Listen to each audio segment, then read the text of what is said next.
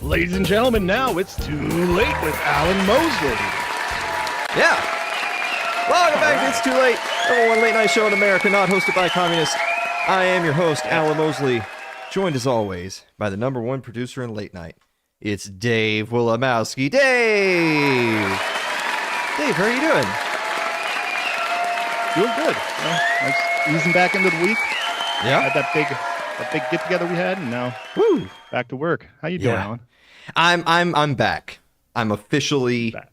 I'm back. In it. Yeah. I'm back at work, so at this point it's just, what else can you be back into?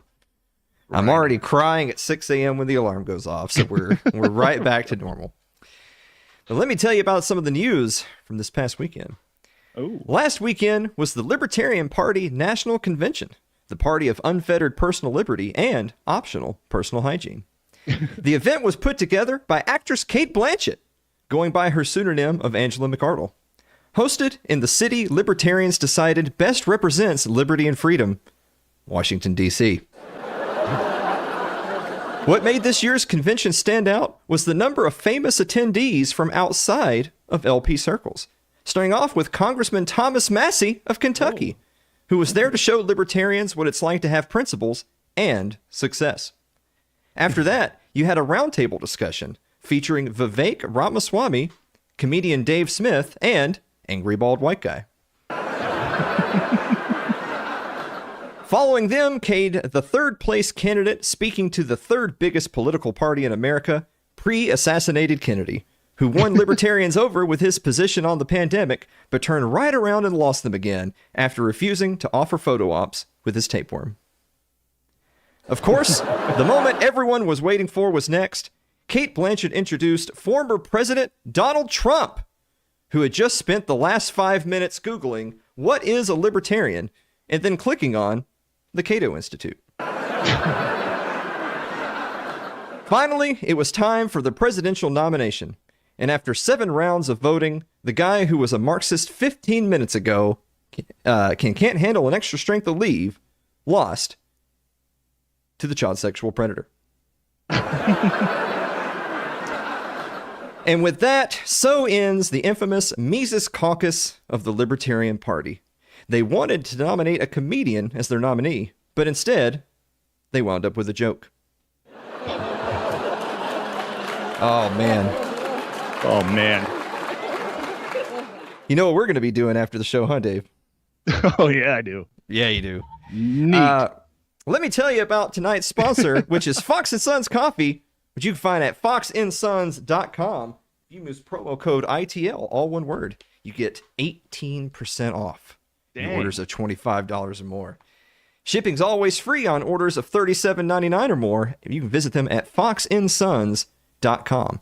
Actually have right here, this is the Den Blend Light. Check out that right there, the Den Blend Light. Because, look, studies have shown that light Den blends are a standard deviation of IQ above dark Den blends.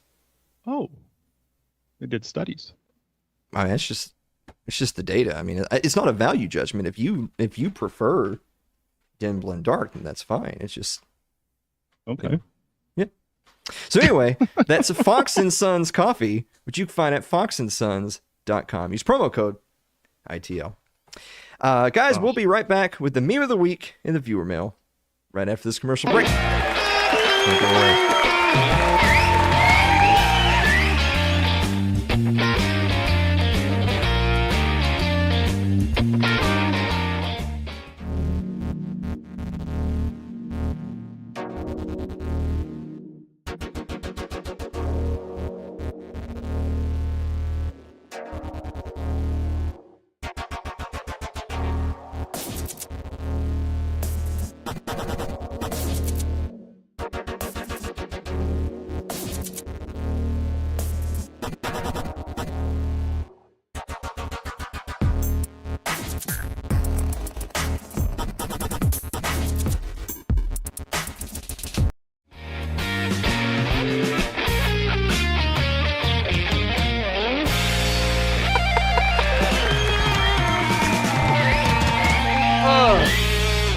Welcome back to the show, everybody. Hey, Dave.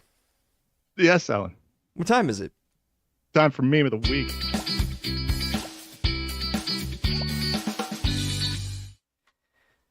See, you have the gay party and the retarded party. And sometimes the two parties get together to do something both retarded and gay, and we call that the LP. Yeah. Yeah. Oh, nice. Yeah. But we do have a bonus meme. Check out the bonus meme. Oh, that's a Metallica shirt? Name 3 songs, kid. Oh, yeah. Oh, that's a Metallica shirt? That band fucking sucks. There you go. That's how it's done. Oh, God, if only the audience had laughed at any of that. Oh, Dave. No. Oh, yeah. No. Oh, man. Oh, well. I laughed. Yeah, I know you I did. thought it was funny. Yeah. Mhm. Speaking of thinking it's funny, let's answer some viewer mail. Why is it always this one when we don't have any time? You picked the longest one. You just rolled I didn't through. pick, it's in rotation. It just always pops up. Yeah. God. Y'all should feel bad for Dave. I'm all sweaty now. Yeah, now. Celeste Annis writes, Dear Alan and Dave, what's the scariest experience you've had while camping? Got a scary camping experience, Dave? I mean, the one I really remember was just being surrounded by coyotes, but I think the scariest one was I was a small child and we were camping in the Allegheny forest, and I started sleepwalking, and I was trying to get out of the cabin, but luckily my dad woke me up and brought me back to bed. So that could have been exciting. Wow. Really? Yeah. What a time. Middle of the mountains. I mean, we've been, of course, in this part of the country, we've been camping out in the hills and had like black bears around. But with the black bears, you just punch them in the mouth, you know? Yeah, they ain't nothing. You just throw rocks at them. Yeah. And then they always react like shit, you know? People love meeting them in the forest. Yeah, black bears, nothing. Now, anyway, Andrew Avery writes, Dear Alan and Dave, why is a bar the only place where it's considered nice to order everyone around? No. I feel like Andrew's starting to get back into form. He was off there for a few weeks. Good. Yeah, getting back into form. Mary Lynn Willimowski writes, Dear Alan and Dave, tell us what you remember about the first time you shot a gun. Mary, first of all, that's not actually a question. You're just telling us to do it. But Dave, first time you shot a gun? Oh, geez. Like, the recoil bruised my shoulder. Mm-hmm. The shell casings disoriented me as they were flying by my face. And I had a little bit of PTSD. I don't know. I was a kid. I don't remember any of it. Yeah. My dad taught me and my brother how to shoot with like a .357 Magnum revolver, which is a lot of gun for a little bitty kid. And it was awesome. I think my dad did the same thing. Yeah. Yeah. I actually dropped it on my toe and lost a toenail. Well, it could have gone bad. That was okay. Could have been worse. Well, I mean, you learn at that age, especially with a revolver. It's like, okay, so first you kill a man, and if for some reason, 6 shots isn't enough, you could beat the shit out of somebody. It's a heavy gun. Yeah. You could. I don't want to get slapped. I don't want to get pistol whipped with a .357 Magnum revolver. My God, it might as well be a brick. Actually, I think a brick wouldn't hurt as much. Yeah. Like stone versus steel. Yeah. Let's see. Aaron Kittner writes, Dear Alan and Dave, would you rather have a sore throat or an upset stomach? I would say upset stomach. And the reason is because you know me, my pain threshold is 1,000,000. I feel nothing. If my stomach hurts, it's like I'll just tough it. But if your throat is sore, it's just annoying and it's just with you. Everything you're doing is just constantly, So I would rather have the pain of an upset stomach that isn't even that painful versus a sore throat. I mean, the only problem with the upset stomach is if you feel like poopy, it makes it hard to work. Feel like poopy. Yeah, you know what I mean. Feeling poopy. Okay. All right. Okay, I got you. All right. We're already out of time, so we're gonna do one more question. Eric Eli writes, Dear Alan and Dave, what quirk do you have that most irritates your better half? Being faithful, apparently. What about you, Dave? I don't think I have any upsetting quirks. Maybe I care too much. Okay. All right. So now we know Mary can tell us that the quirk of Dave that upsets her is his just sheer hubris. That's what upsets her. All right. We're out of time. Yeah. I mean, because we got a awesome guest segment coming up. So that's why we do. Yeah. Well, you know what? We'll answer the rest of the questions in the after party. What do you think about that? There's more. Okay. Yeah. There's a lot more. Of course, people get on the freaking viewer mail when we don't have any time for viewer mail. You know how that is. Yeah. It's all a scam. Guys, we're going to be back with John Odermatt of the Lions of Liberty right after this commercial break. Don't go away.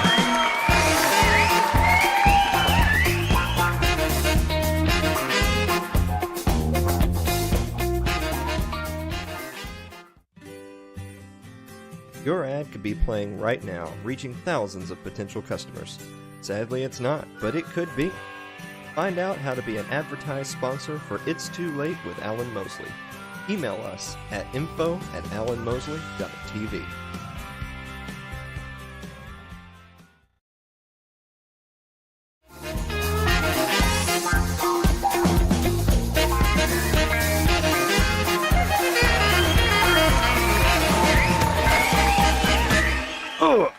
Welcome back to the show, everybody. Our guest this evening, making his second appearance on the show, is, of course, a Christian, a dad, a husband, an entrepreneur, a podcast host of Finding Freedom, which you can find on the legendary Lions of Liberty network.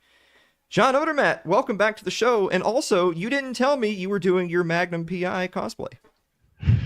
It's great to be back. And yeah, I've been doing this, Magnum PI thing since July of last year. And also, I don't know what's going on with my hair today, but it's one of those days where I'll probably be better if I just shave my head. So something strange is happening with my appearance right now.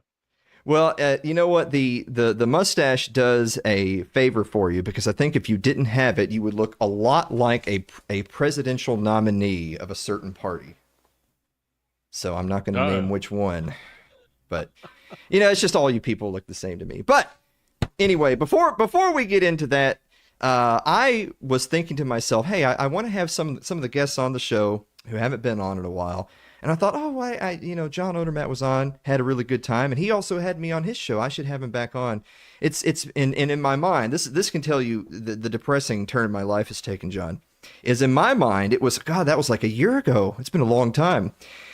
Sir, it was June of 2021 was when you were on the show. Really? 2021. Oh my God. We were in the throes of it then, middle of the pandemic, lockdowns. Yeah. My God. Wow. Well, it's great to be back. Thanks for having me back. And honestly, I've been spending too much time on Twitter in the past few days here after this Libertarian Convention presidential nomination fiasco. So I'm thankful that you're having me on so I can open my mouth and words can spill out and hopefully some people listen. Well, I know that we had planned to have you on this week a little bit in advance, and it just so happened to fall the week following the convention that shall not be named. But you, speaking of being on Twitter, you had a tweet that I thought, oh, John's going to be the perfect guy to have on this week to talk about this. So you had a tweet talking about working on the Libertarian Party campaign for Dale Kearns for Senate. Yeah. That was 2018, right? That's when that was. Correct, yeah. And I remember Dale Kearns, and I remember that a lot of people thought a lot of Dale, thought he was a genuinely good candidate. Funny how it's so hard to find those around the LP circles, but a genuinely good candidate for an office that's not exactly president of the United States, so maybe somewhat more attainable. So instead of me spoiling all the glory, tell us a little bit about your experience with that and how that sort of painted your opinion. Yeah, so I got, first of all, Dale, fantastic guy, great guy. Nothing bad to say about Dale or working with Dale. But the way I got into it is I was more into, I was doing like some social media management on the side back then and helping companies and small businesses out with that. And maybe this is like 2016 or something. I saw an ad for Libertarian Dale Kearns for U.S. Senate, which was way before the election was coming up. I'm like, wow, this guy must have his stuff together here, putting ads on Facebook this far in advance. The ad's terrible, could use some work, but let me reach out and see if he wants some help. So of course, as it goes with all Libertarian Party stuff, you reach out. Do you want help? Of course I want help. Can you pay me? No, of course I can't pay you. I'll help anyway. So that's how I got roped into to Dale's campaign, and it quickly went from helping with social media, managing social media, to being the campaign manager. And I think we did pretty well, honestly. This is back in 2018, like you said. And I was able to get Dale on an interview, one-on-one sit-down interview with at least one, and some cities two, each major city in Pennsylvania. So Pittsburgh, Harrisburg, and Philadelphia, a sit-down interview of 5 or 10 minutes. And he did well. He had that. We got him invited to a Pennsylvania, I forget what it's called. It was like the Pennsylvania Conservative Conference, something like that. And he was able to speak at it, which was the first time a Libertarian candidate for Senate, had gotten to speak at that conservative conference. So we had like momentum behind the campaign. I got an agreement with the League of Women Voters to actually invite him to the debate. I had emails with them saying, yes, of course, we'll invite your third party libertarian candidate. They, of course, backed off on it. They backed out of it. And they connected me with the, I forget which network it was. I want to say CBS. But I ended up talking to someone in New York about, what can we do to get Dale into the debate?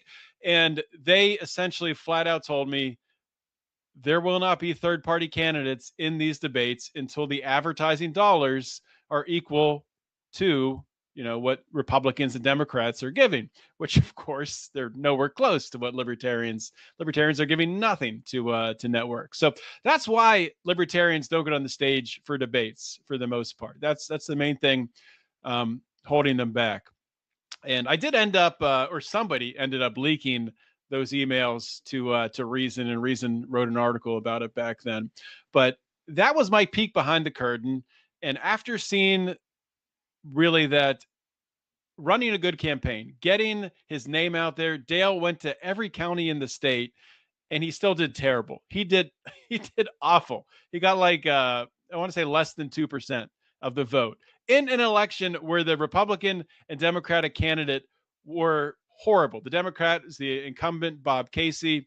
The Republican, Lou Barletta, is like a guy. If you saw, like, what's somebody in the mafia from Eastern Pennsylvania look like? That would be Lou Barletta. Like it's total out of a movie. And I don't know, man. I saw that happen, and on top of that, I met a lot of good people in the Libertarian Party, but you also meet people like who, they give a, one-time donation of $25, and then they're telling you how to do things. And it's like, that's not really how this works. You don't tell us how we run the campaign when you give us $25. But well, I know that I certainly know that happens a lot, and I know that it's not that's a phenomenon that's not necessarily unique to just libertarians or the LP or whatever. But at the same time, it's not just because I know that there's a lot of people out there that like to talk a good game that would say, well, the LP won't have me because I'm a radical free thinker, unlike all of those NPCs. But if I were running the LP, I would do X, Y, and Z. Or if I were running the campaign, I would do X, Y, and Z. And that's all well and good to be hearing from someone with a track record of success. The problem is that you're getting those complaints from a lot of people that have absolutely zero track record of. I mean, they're not even personally successful people, right? No, and I mean, I think that is probably one of the largest problems with the Libertarian Party is it's not attracting any people with a track record of success in any aspect of life. A lot of the people, they don't have their health in order. They're not in good shape. So don't have a track record of success there. It's a lot of single men who don't have, a relationship, don't have a track record of success there, don't know how to relate to, women.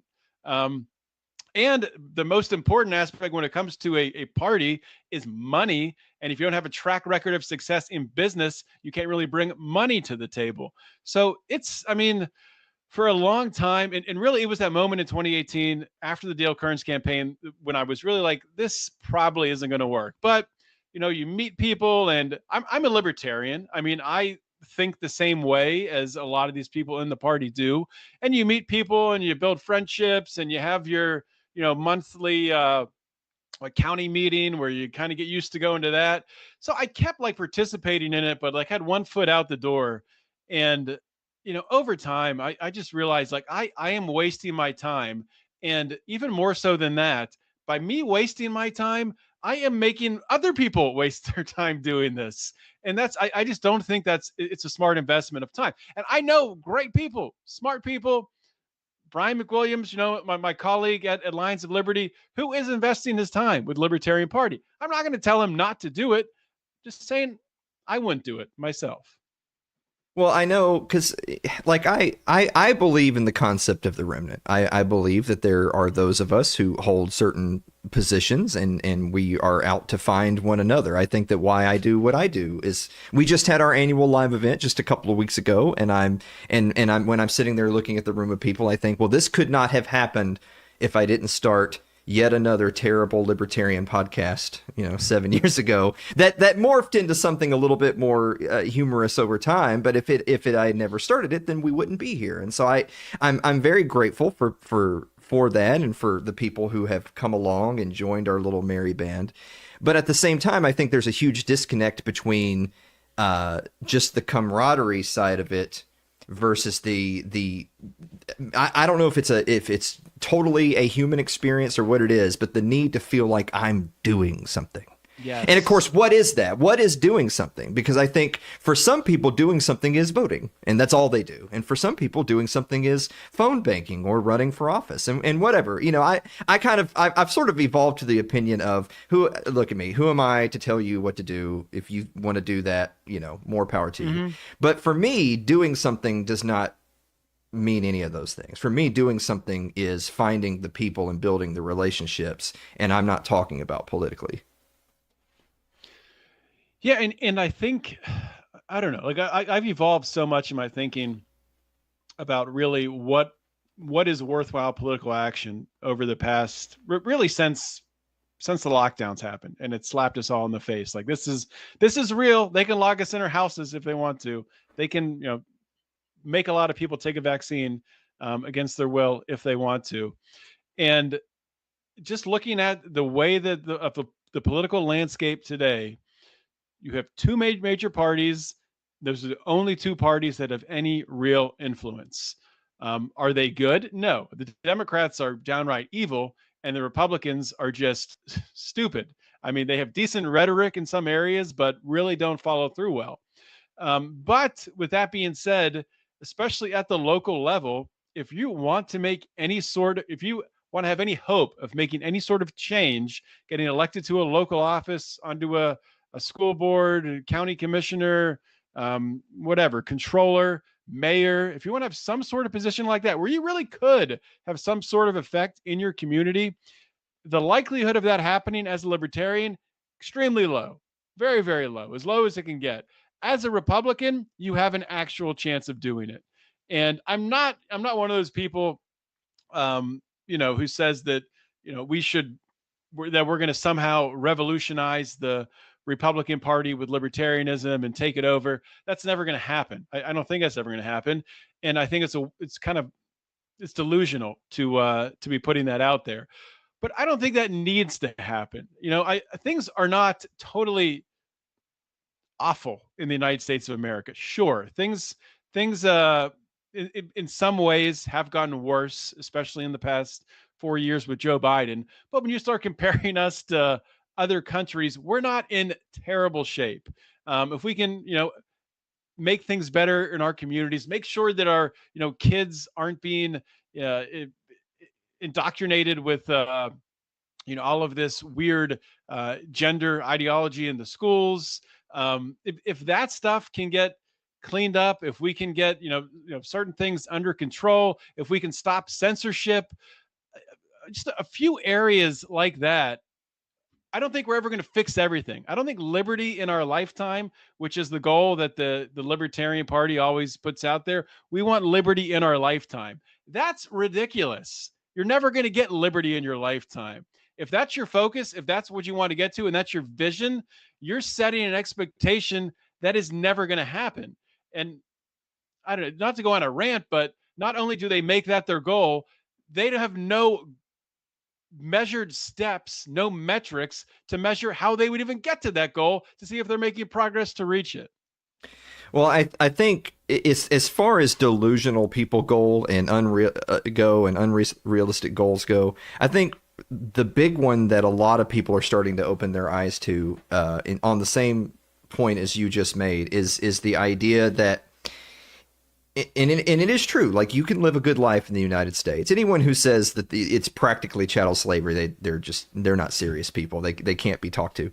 But this idea that, well, if it's all about the messaging, right? If we just had bold messaging and we could just teach everyone what libertarianism is, then all of a sudden we would be getting 50% of the vote.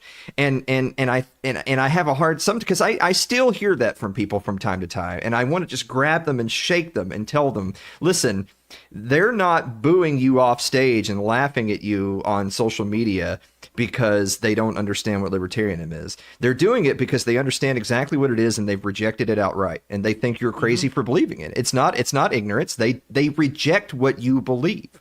Now I'm not telling you that you're wrong, by the way. I believe in a lot of those ideas too. I'm just saying that most of the public clearly doesn't. And especially since 2020, I don't know how you could possibly argue the case. Yeah, no, it's like the libertarian slogan, we want to take over the government so we can leave you alone. People don't want that. No. People don't want to be left alone. It's scary to them to be left alone. I want that. I want to be left alone, and I understand why they're saying that, because it makes so much sense. Yes, of course, if we get rid of taxes and I would have more money, and I could, have more control of my life. And sure, I could get together with my neighbors if we needed to make upgrades on roads or the infrastructure in our area. And if we had more control, ideally, it makes sense if people want it. But the problem is you can't sell something to people if they don't want it. It doesn't matter how many times you bang your head against the wall, they're still not going to buy it. And all you're going to end up doing is driving yourself insane. Well, on that note, now that we've sort of set the foundation, as of course me and John know everything, and we're just two geniuses on the outside looking in, let's talk a little bit about the Libertarian Convention that happened this past weekend. Of course, some of the notable things about this convention versus other ones is obviously some of the invitees who did show up and said some words. Of course, you have Vivek Ramaswamy, who was there talking to folks, and and by the way, he obviously is getting less press than RFK or Trump is. But to be totally honest, I don't hate Vivek. If anything, I've said to people, Vivek is what MAGA supporters think Trump is. Because Trump isn't what MAGA supporters think he is. Vivek is. If MAGA actually wanted a guy who was going to do the America First things, they would vote for Vivek. They accidentally vote for Trump because he was the guy who printed the red hats. But he's there, and he said some good things, but he also said some hard truths that libertarian audience perhaps didn't want to hear. Of course, you have RFK Jr., who, is he good on COVID, and is he going to slam the other candidates on that? Of course, and good for him. I'm glad he is. Of course, he's terrible on a lot of other things, and I think that there's a certain level of hubris with him that I think he sort of flirted with the libertarian audience for several months and then sort of swooped in at the convention at the last minute. And I think he assumed he would have been more well received than he was because whatever, his last name's Kennedy, or because, he's been good. He's been on a few podcasts, whatever excuse is. But of course, I don't think he was as well received as he maybe would have liked. But then obviously there's the big one. Obviously, Donald Trump speaking at the convention. It was sold as, a major party candidate speaking at the convention, which is true, but I think it also shouldn't be forgotten. He's also a former president, technically, too. Mm-hmm. I mean, I don't care what Jimmy Carter has to say, but you don't see Jimmy Carter or George W. Bush or anybody else showing up to the LP because they feel like, oh, these are my kin. I need to spread the message. You're just not going to see that. And so I'm not trying to say that those weren't groundbreaking events in so much as they hadn't happened before. And and of course, obviously you're getting a lot of press in here, and there's going to be a lot of news and a lot of headlines. And that's all well and good. Obviously, Trump perhaps was not received as well. I had made the tweet that I think Trump was backstage for the 5 minutes that Angela was setting up his introduction on his phone, Googling what is a libertarian, and then he clicked on Cato Institute, and that's about all he knew before he walked out on stage. What do you think? What do you think about his little presentation, if you will? Well, it was interesting because the only time in the past that I've seen Donald Trump give any sort of delivery in front of cameras that there's been opposition, it's been like from the press. And normally when he gets opposition like that from the press, he's very combative, and he comes back and he fires back. But when you're in a room full of people where like 80% of the room is not friendly to you, you really can't do that. So I thought it was interesting to see Trump just sort of like he was more measured in this speech. He wasn't able to, do a lot of his ad-libbing, and he didn't really seem himself entirely. I guess that's what I'm trying to say. Which I would be disappointed with if I was there, watching it. I would want to see, Trump in his prime, Trump performing live, telling his jokes and making the funny faces. And not that I'm a fan of Donald Trump, but if you're going to see him perform, you want the whole show, right? But it wasn't the same Donald Trump, and I think that's obviously because of the environment that he was in. But I mean, just one comment on Vivek, to go back to him. And I always say his name right now, because the way that he gets people to remember his name, he says it's Vivek, like cake. So every time you hear that name, like Vivek, like cake, everybody loves cake. But, hey, no, that's great, because I remember Pete Buttigieg. I remember that. Okay. Yeah. I had not heard that one. Buttigieg, yeah. But Vivek, I like him. He has a problem where he comes off just sort of like I'm not even blaming him. He just kind of just gives off the vibe of being like a sleazeball. But I don't think he necessarily is. I think he's pretty authentic. But like politically in the years to come, I think it's going to be very difficult for him to overcome that. And it's just, I don't know. It's just like his delivery, and the way he talks. But I do like his policies. He's a very intelligent guy, and I agree with you.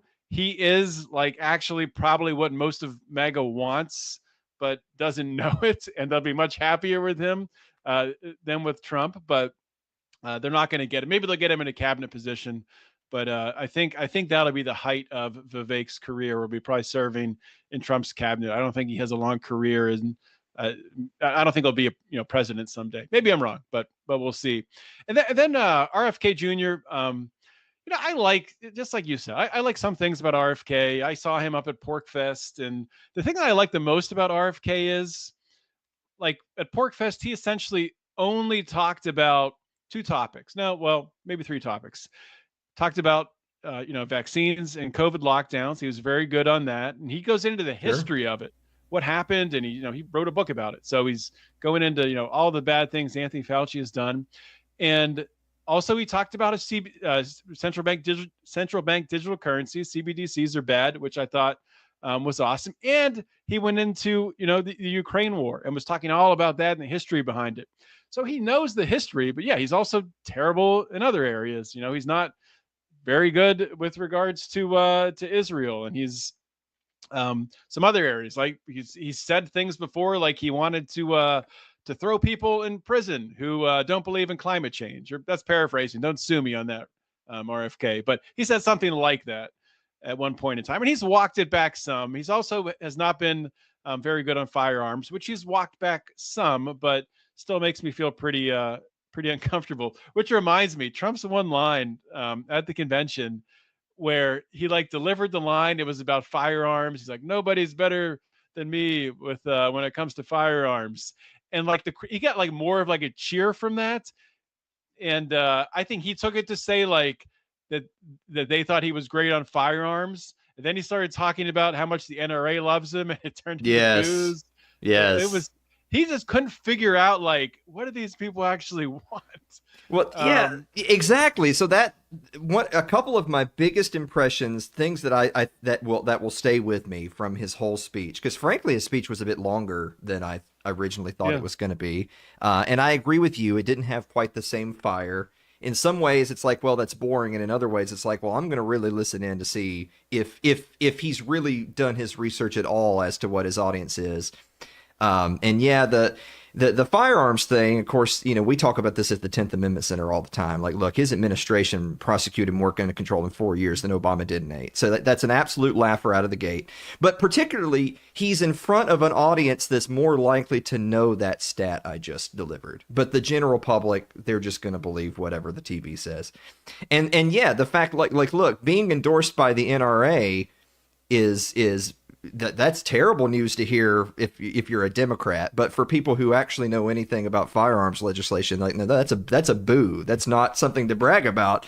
And again, it's like, I feel like this is one of the things that's always been a big downfall of Trump. Is I don't know if it's ego or hubris or what it is, but I just refused for as many zingers as he may have in his library, in his Type 5, he never really, in my mind, comes off as being particularly well prepared or polished for specific speaking engagements. He's great at just showing up at a Waffle House and talking to the folks. He's good at that. I got to give it to him. But going in front of like, look, I know this is what the audience is. I know this is kind of what the overall policy positions are of libertarians as a whole. And I wanted to mention this before we take our first break. He spent like the first 25 minutes basically saying Biden is bad. And on the one hand, it's like, look, this is a whole audience of people that don't disagree with that, but they also don't need to be preached to about why Biden is bad. Everyone in this room agrees Biden is bad, but they don't see you as any different. You need to make some distinguishing characteristics, not just say President man bad. And I feel like he failed to do that. And then finally, after 25, 30 minutes of just rambling about how Biden was, he finally says, and if I'm elected president on my first day in office, I'm going to commute Ross Ulbricht's sentence to time served. We're going to hashtag free. And of course, you can't help but see in the video, there's hundreds of people holding up the free Ross signs. You can't not see them, right? It's one of those deals where the guy on stage, if anything, he's essentially lying by omission by pretending to not see all the signs in the audience that say free Ross. So he does say it. He says the words, I'm going to free Ross. And my takeaway from that is that, you know, he could have skipped the whole first 25 minutes of the speech but kept the part where he called them losers. He could have kept that in. He could have said, you're all losers, but if you vote for me, I'll free Ross. If he had said that and walked off the stage, it would have been a net win. I mean that. Yeah, he should have opened. I don't know who's advising him or if he's just doing whatever he wants. Probably just doing whatever he wants. But he should have opened with freeing Ross. And that surprised me. I did not think that Trump was going to come out and say that he would commute Ross Ulbricht's sentence. And honestly, it has me thinking that it's interesting because it's a clear campaign promise. Easily, we'll be able to, you would think you're going to be able to judge if he did it or not, of course. So holding him accountable is one thing. Like, can you force the president to do something? No, but if he says this and then doesn't do it, you know, we can continue to, you know, elevate that and throw it in his face. And I think he will. You know, if you look at his previous 4 years, he did grant a lot of clemency, a lot of pardons, some good, some okay, some terrible. But that would be a huge win. Like, if you look at this whole weekend, you know, everything that happened, and I'm sure we'll talk about the presidential candidates here later, or, you know, the results from that. But if you look at Angela McArdle, the chair of the Libertarian Party, securing Trump and Vivek and RFK and Afro Man and whoever else was there at the Libertarian National Convention, the biggest win was really brokering that deal with the Trump people that she was going to get the commitment that he was going to free Ross Ulbricht. And I think that's incredible. And she deserves a lot of credit for that, because that is more than any Libertarian Party chair has ever been able to do before. So that alone, I think, deserves some respect. Yeah, I definitely think it puts a lot of people in a philosophical weird position, and especially our left libertarian friends, in so much as to say, like, look, we can look in the mirror and say there's only two people that are going to be the next president. It's either going to be Weekend at Biden's or it's going to be Donald Trump. Those are the only two people that are going to be the next president. And one of those two people said, I'm going to free Ross. Now, if you want to make the argument to me that Trump's awful on everything, all of his appointments are terrible, he didn't build the wall, he didn't do all these things, and so I don't believe he'll do that. Look, hey, I get you completely. I don't trust the man. Big shocker, I don't trust a politician. But he's certainly the only one who said it. He's certainly the only one who said that's what's going to happen. Now, RFK did too, but he has as much chance to win as Chase Oliver does. So if Donald Trump says he's going to do that, and the fact that everyone's sitting here, you know, tweeting and Googling, you know, Ross Ulbricht, you know, by the hundreds of thousands, you know, within 5 minutes of that speech. Yeah, that's fantastic news. And so it kind of more of a rhetorical question for the room is that I would ask, if, let's just say hypothetically, he is going to keep his promise. Hypothetically, he will do it. Mm-hmm.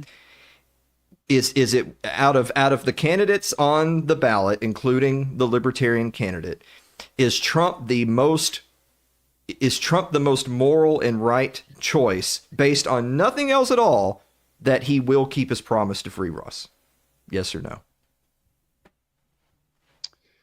I don't know. That's a tough question. That's tough to answer just based upon Trump making the commitment to free Ross and having the right now he's the front runner. If the election were held today, based on the polling in all the states, looks like Trump would win. And myself as someone who, especially having my previous podcast, Felony Friday, caring about the justice system, this case with Ross Ulbricht, if you've looked into it at all, if you haven't, you should. Just tremendous injustice. 2 life sentences plus 40 years, basically for building a website. No, he didn't murder anyone. No, he didn't contract to kill anyone. That stuff's not real. The 2 federal agents, I think it was CIA and FBI, who were on the case, they are in prison for trying to steal Bitcoin from the Silk Road. So it would be huge. It would be massive. And there's other implications to this case behind the scenes. A big reason why they came down so hard on Ross Ulbricht was because of the Bitcoin aspect. Of course, it's a different world today with regards to Bitcoin. It's much more acceptable, but it would be massive. And I'll say this. I am definitely considering, much more so today than I was on Friday last week, voting for Donald Trump because of that. And also because of the Libertarian nominee for president. Well, on that note, we're going to take a quick break. And when we come back, we're going to dedicate the next segment to exactly that young man. Guys, we'll be back right after this. Go away.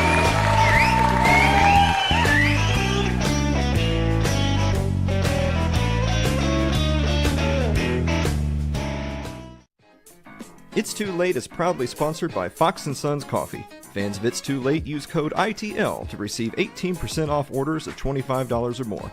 Shipping's always free on orders over $37.99. Visit them online at foxinsons.com. That's foxinsons.com.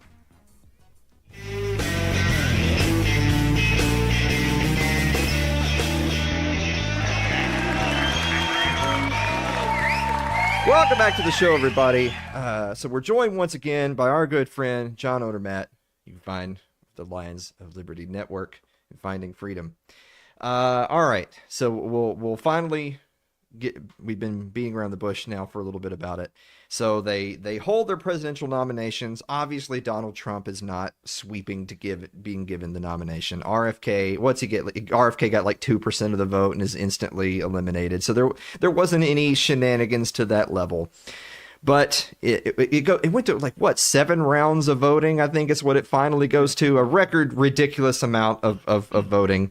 And finally, your Libertarian presidential nominee, that's right, it's Chase Oliver, which I'll leave it up to the audience to figure out which of those gentlemen in the picture is the nominee. But before I turn it over to you, John, I want to read the audience this tweet right here from Reed Cooley, who was the former communications director, who said, in February 2023, I warned the LNC that they'd get Chase Oliver as their nominee unless they embraced explicitly right-wing messaging designed to alienate him and his base forever.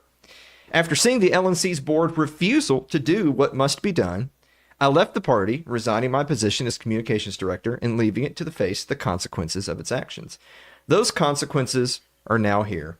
Had the party listened to me, wrecked the regime, Michael Rectenwald, or Joshua at large, Josh Smith, would be its nominee tonight. Either embrace the right or get overtaken by the left. It's that simple, and it always has been. John, is it that simple, and has it always been that way?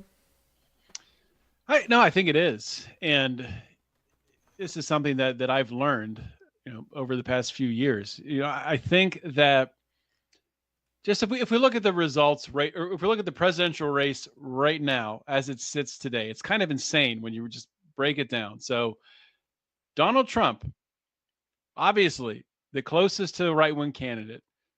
Really, though, at his heart, he's a New York Democrat.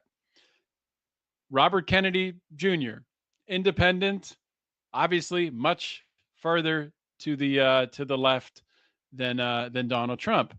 Joe Biden, having the strings pulled behind him, his little puppeteering by a bunch of radical progressives, Susan Rice, Barack Obama, essentially dictating everything that he does. And now you have Chase Oliver, who also to the left. So Donald Trump, who is a New York Democrat, is the only candidate who is remotely close to being on the right.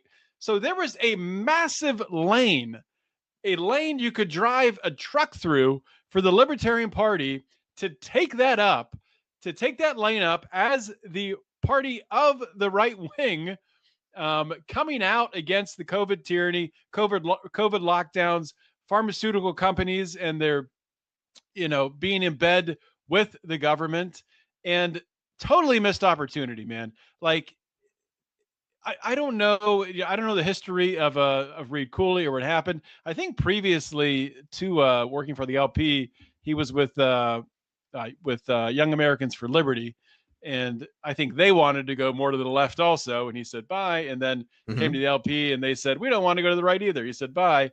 Sure. So wherever he goes, people, I guess, just want to go to the left. I think he's right, and I wasn't like involved in the inner workings, or really like didn't have my finger on the pulse of this whole LP race. I'm not a member of the party anymore, but like Michael Rechtenwald seems like a nice guy. He's a college professor, man. Like, college professors are not entertaining. College professors are not persuasive. College professors do not raise money. Like, picking that guy to be your lead candidate, if you want to use him as your figurehead for messaging for, a right-wing lane in the Libertarian Party, is one of the dumbest things I've ever seen done. Josh Smith, I like Josh Smith. He's made a career out of running for libertarian offices. I wish he would just spend more time with his family. I just don't understand. I don't understand how the Libertarian Party can't find. I mean, the goal originally was about Dave Smith, right? Smith is a common name in Libertarian Party circles. That was the goal. So ultimately, that's what fell through. Dave, for good reasons. It's good for Dave not doing it, by the way. Sure. I think it would have been, it was bad. It would have been a bad decision if he did. He has young kids. He should be spending time with his family. Josh has young kids. Should be spending time with his family. But there's nobody in the upper echelon of age. I'm not talking 80s. I'm talking like in their 50s in the Libertarian Party who is from the conservative side, from the rational side, from the right, that can speak to these ideas. There's just no one to fill those shoes or willing to fill those shoes. So yeah, of course, just all the energy is sucked over to the left side of the party. And really, I think the left wing of the Libertarian Party rallied behind the takeover, the Mises Caucus taking over the party. I think that sort of coalesced people around Chase. And I don't think I'm surprised. I mean, when I heard that Chase, I heard that it was down to 2, and I'm like, do I even want to look who the 2 are right now? Because I had a feeling it was going to be Chase and Lars Mapstead, and both of them would have been equally bad. But yeah, it was down to Chase and Rechtenwald, and yeah, just pretty unbelievable that the Mises Caucus wasn't able to get their guy in. But I think for the reasons I stated, it's pretty clear why. Well, I know whenever something like this happens, there's always going to be people that are going to rush to, well, this is it. The LP is finished. The Mises Caucus is done. I'm like, oh, you just now realized the LP is finished. But that being neither here nor there, I do want to talk about Chase for a minute, because of course he is featured in the thumbnail of tonight's episode, and perhaps I'm not being particularly generous in my opinion of him, and I think I'm totally correct in that.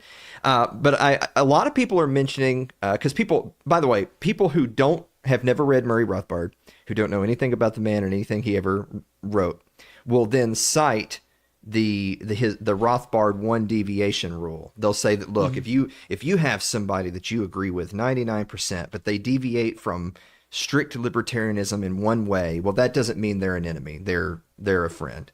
And a lot of people are out there today saying, well, Chase Oliver, he's anti-war, which is great, but I mean, Jesus Christ, if you're not anti-war, they shouldn't even let you in the room at the Libertarian Convention. God forbid you be an ex-cop too, but that's another person and another story. Or they'll say, oh, he doesn't like taxes. Well, Lottie freaking da. But believe it or not, lots of people want government to do things, but none of them actually like taxes. They just want more government stuff. So it's not good enough to just say I don't like taxes. But the one deviation that obviously we're beating around the bush on is, I mean, he's a leftist. In 2012, he was helping run fundraisers for Barack Obama, but then of course, obviously he gets caught up in all the COVID stuff, and he's bragging about finding a well-fitted mask, and he wants everybody to get the jab and stay safe and all that stuff. But above all of that is the trans ideology in children. Mm-hmm. That is the one in the room that I feel like I just want to grab these people and shake them. It's like, look, you're trying to throw Rothbard back in our faces, saying that, oh, well, if that was the only thing they disagree with, then Rothbard would have been fine with it. And I'm like, well, I don't care. I'm not fine with it. For me, I'm sorry, it's a non-starter if you're a child predator, which is frankly the language I use for people who support those policies. So am I being too much on this, or what do you think? I mean, all he wants to do is chemically castrate children. I mean, is that all? Really, that's really all it is? No, you're not being too hard on him. I mean, and if that's the 1% that makes him, different than the perfect libertarian, then that's 1% too far. Like, good, he's anti-war. Good for him. Good, he's against taxation. Good. I mean, you don't get credit for that stuff when you want to chemically castrate children, and you've defended it. So, yeah, I've known this whole time there was no way that I would ever support Chase Oliver running for president. I don't know how people who are in reasonable people who are in positions of, influence and, power. I hate to use the word power within the Libertarian Party because there's really no power. I don't know how they're able to stay in those positions, honestly, with him at the top of the ballot. It's just ridiculous. And then you look at his COVID stuff, and people are digging up old tweets over the past 2 days where, he essentially comes out saying that he's not against businesses mandating the vaccine. And you have some libertarians coming out saying, see, this is the right libertarian response. The businesses should be able to force their employees to get vaccinated. And it's like, let's back up for a minute here, people. Let's just back the truck up, back it up a little bit. And okay, what is the vaccine again? Where did it come from? Was this a free market vaccine just developed, by pharmaceutical companies with, their own funding? Oh, no. It's a government collaboration with pharmaceutical companies to create this vaccine. It's not really a vaccine. It's a gene therapy. Call me a conspiracy theorist. Sorry for getting your channel demonetized here probably, but that's exactly what it is. It's not a vaccine. They called it a vaccine to get people to take it. And if you took it, you fell for it. And so you have that marriage. You have this product that is a government product, and you're saying, well, it's okay if a business wants to take this government created product that is going to harm a lot of people, that has not been tested for long-term consequences. It's okay if a free market business wants to take this product and force their employees to take it. That's insane. That's not libertarian. And if that is libertarian, then I'm not a libertarian, because that's crazy. Yeah, whenever I hear those types of arguments, I think, with libertarians like these who need status, it's exactly that kind of mindset that feeds into the opposition that says you guys are allergic to winning and you don't really know who you don't know who's an ally and who's an enemy when you're making those kinds of arguments. But on that note, we're way over time, so I know that you and I could go on for a long time about all the reasons why. Shucks, you guys. There's just no Harry Brown coming to save us. There's no individually successful, wealthy financier who's going to sweep in and just drop a casual $1 billion on you or me or Dale Kearns or anyone else. And frankly, even if they did, I would just keep it. I'm not using that money to go run for office. Are you kidding me? You're gonna waste that money. Yeah. Speaking of good political candidates, Ron Paul was also there at the Libertarian Convention. So that's good. And it's amazing. Ron Paul it's amazing. What is he, like 85, 86? Yeah. Mm-hmm. Way more coherent than Joe Biden. I mean, not even close. Oh yeah.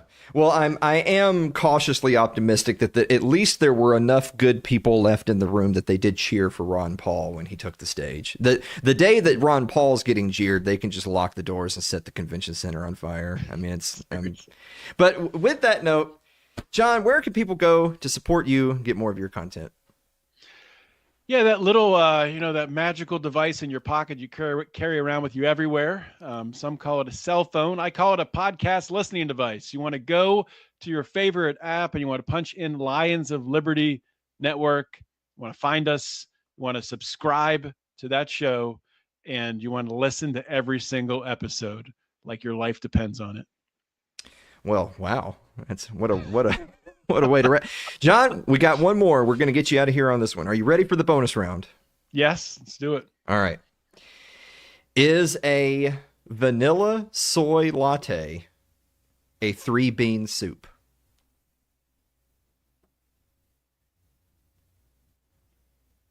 Yes. I would say yes. That is correct. A vanilla soy latte is, in fact, a 3-bean soup. John, I always knew you were one of my favorite people on the show. Thank you for coming back, buddy.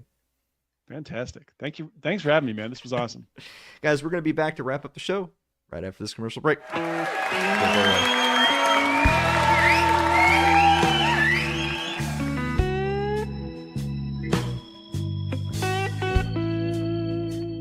If you're enjoying tonight's show, consider supporting the program by becoming a member of our Patreon. That's over at patreon.com/Alan Mosley.